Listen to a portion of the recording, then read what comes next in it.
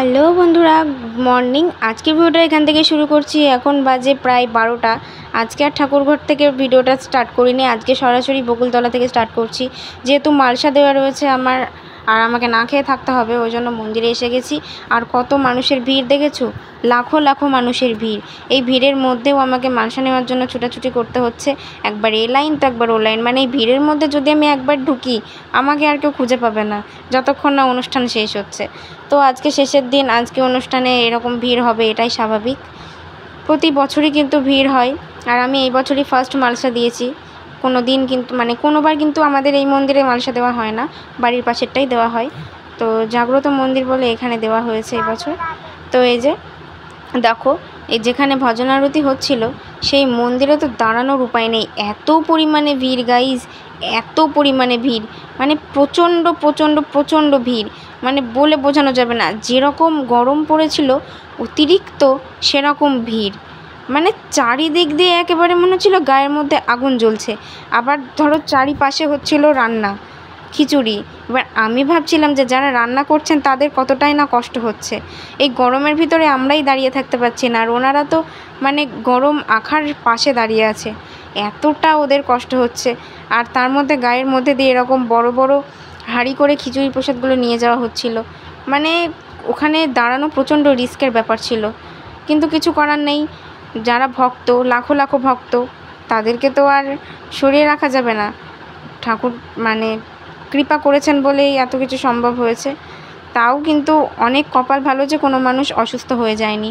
অন্যান্য বার গরমে তো অনেক মানুষ অসুস্থ হয়ে পড়ে মন্দিরে, এবার অনেক কপাল ভালো।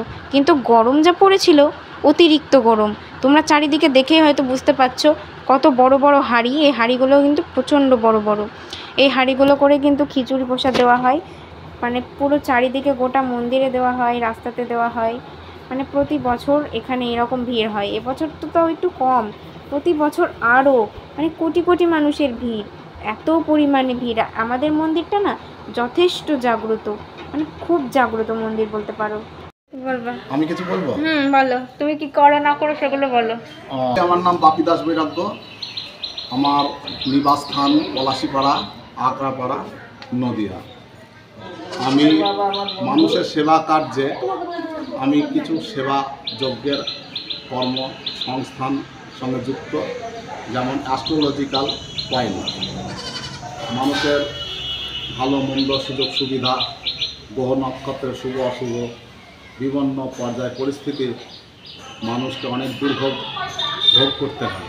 সেই জন্য অনেক মানুষ কী করে, কী করবে এবং কীভাবে জীবনকে শান্তি স্থাপন জীবনযাপন করা যায়, সেই জন্য আমার কাছে আসে। আমি পুষ্টি, ঠিকুজি, হস্তবিচার, বাস্তুদোষ, গ্রহ শান্তি, বিভিন্ন যোগ্য ক্রিয়াকর্মের মাধ্যমে সেগুলোকে সমাধান করি। এছাড়া মানুষের স্বাস্থ্য বিভাগের ওপর আমি হোমিও চিকিৎসায় কর্মরত।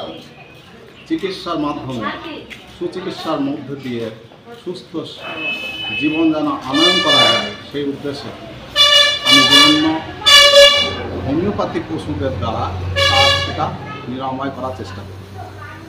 এছাড়া আমি ভগবানের শ্রীমদ্ ভাগবত গীতা, চণ্ডীপাঠ, বিভিন্ন নামযজ্ঞের অনুষ্ঠানে আমি অংশগ্রহণ করি।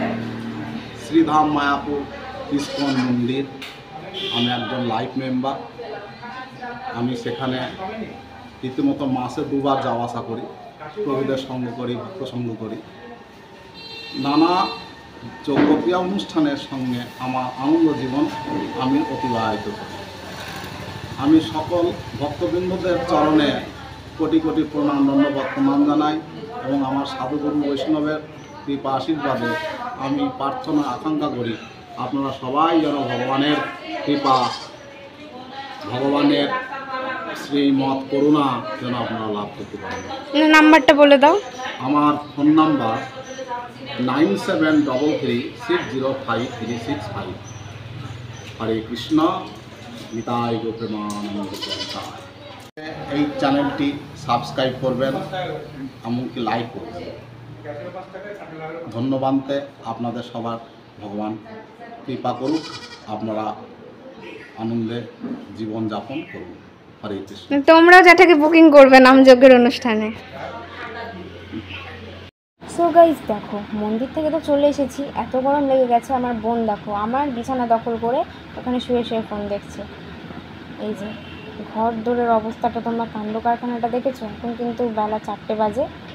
আর আমাদের মানে যে কাপড়ের ব্যবসা, সেখানে ইঁদুর ঢুকে না বেশিরভাগ জামা কাপড় সব কেটে দিয়েছে। মানে ভাবা যায় প্রায় মনে হয় 3 থেকে 4 হাজার টাকা জিনিসপত্র কেটে দিয়েছে। ভাবতে পারছো কতটা লস হয়ে গেছে। তো সকালবেলা কিন্তু ঘর বারান্দা মোছা হয়েছিল, মা কিন্তু সকালে পুজোটাও দিয়ে দিয়েছিল। তো বাড়ি এসে আবার এক্সট্রা করে ঘর মুছতে হলো। তো বন্ধু, গরমের জন্য ওখানে দেখো আমার ঠাম্মা আর বোন ওইখানে দাদার ঘরের সামনে মেঝেতে শুয়ে রয়েছে। আর আজকে না আমার বর এসছে আমাদের বাড়িতে। অ্যাকচুয়ালি আমার ছোট দাদু এসছে, যাকে আমি ভীষণ ভালোবাসি।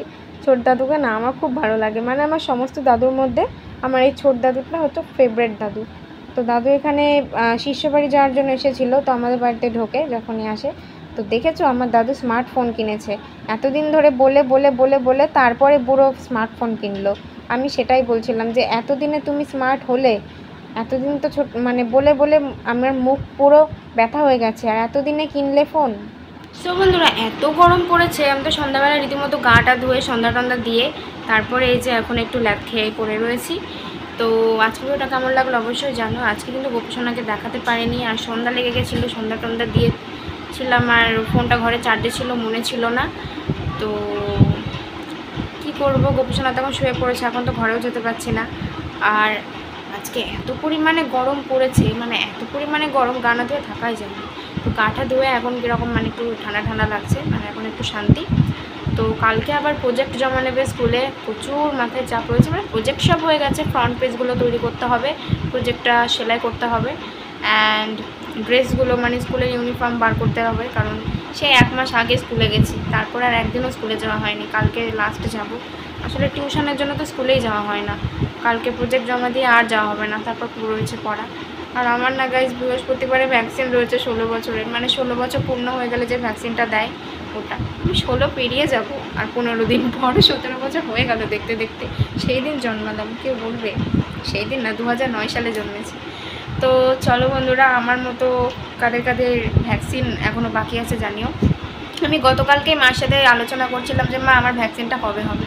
তো মা আজকে বললো যে তোর বৃহস্পতিবারে ভ্যাকসিন রয়েছে। আগে তো ভ্যাকসিনের নাম শুনলে আমি মানে কান্না করে দিতাম, কিন্তু এখন আর ইঞ্জেকশন, ব্লাড টেস্ট, স্যালাইন এগুলোতে ভয় লাগে না। এখন মানে একটু কিছু পেট ব্যথা, পা ব্যথা, মাথা ব্যথা হলেই তো হসপিটালে গেলে ইঞ্জেকশন দেয়। তো নিয়ে নিয়ে অভ্যাস হয়ে গেছে, এখন আর কোনো ভয়টাই লাগে না। ইঞ্জেকশনের নাম শুনলে এখন হাসি পায়, বলি ওতে কেউ কান্না করে, কিন্তু আগে প্রচণ্ড কান্না করেছি। যখন 10 বছর ইঞ্জেকশন নিয়েছি, এত পরিমাণে কেঁদেছি, কেঁদে কেঁদে আমার দম বন্ধ হয়ে গেছিলো। তো কি বলবো, ওটা সবাই ভয় পায়, মানে মেয়েরা মাত্র ইঞ্জেকশনে ভয় পায়, কিন্তু আমার আর ভয় লাগে না। মানে এখন তো লাগে না, পরে কী হবে জানি না। তো ভিডিওটা কেমন লাগলো অবশ্যই জানিও। ভালো লাগলে লাইক, কমেন্ট, শেয়ার এবং সাবস্ক্রাইব করে সঙ্গে থেকো। অ্যান্ড খুব তাড়াতাড়ি 1000 সাবস্ক্রাইবার পূর্ণ হতে সাহায্য করো। 400 তো হয়েই গেছে, তো অনেক অনেক ধন্যবাদ আমার এই 400 সাবস্ক্রাইবটাও পূর্ণ করে দেওয়ার জন্য। তো সবাই উপরে সেগুলো ভালো থেকো, সুস্থ থেকো, সাবধানে থেকো, যে টেক কেয়ার করো। বাই।